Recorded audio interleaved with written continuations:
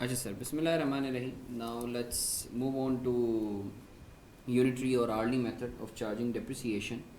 Sir इस method में याद रखें, आप जो डिप्रिसिएशन चार्ज करते हैं ना, जितने आप यूनिट्स या आर्स आप यूज़ करते हैं प्लांट को, क्योंकि कुछ ऐसी मशीनरीज, प्लांट्स और इक्विपमेंट्स होते हैं जो जिनकी लाइफ डिपेंड करती है यूनिट्स पे या आर्स पे। काफ़ी ऐसे प्लांट्स होते हैं जिसके अंदर ये होता है कि भाई ये मैक्सिमम इतने यूनिट्स प्रोड्यूस कर सकते हैं या इतने आर्स चल सकते हैं। सही है।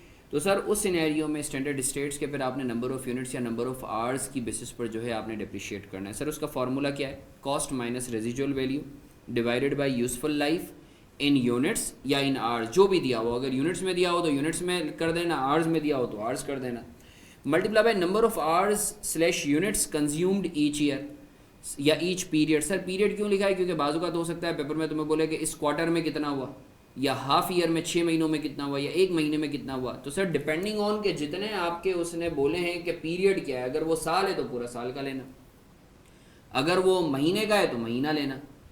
तो सर अब इसके ऊपर एक इलस्ट्रेशन है। Bashar Munna purchase plant costing ₹1,00,000 and estimates scrap value of 20,000 as per manufacturer plant can be use for maximum 50,000 units और आर्स। 50,000 यूनिट्स कर लो या आर्स कर लो, जो भी सवाल में दिया हो अकॉर्डिंगली ट्वीक कर लेना।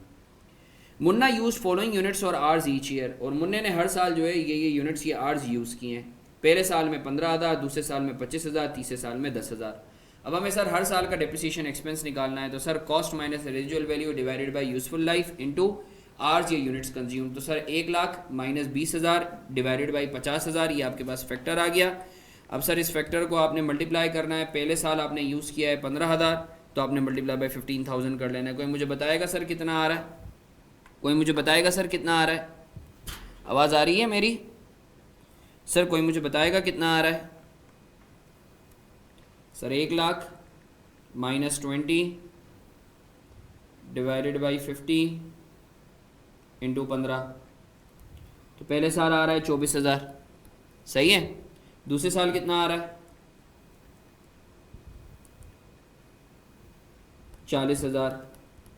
वो तीसरे साल कितना आ रहा है? 16,000। ऐसा ही है सर।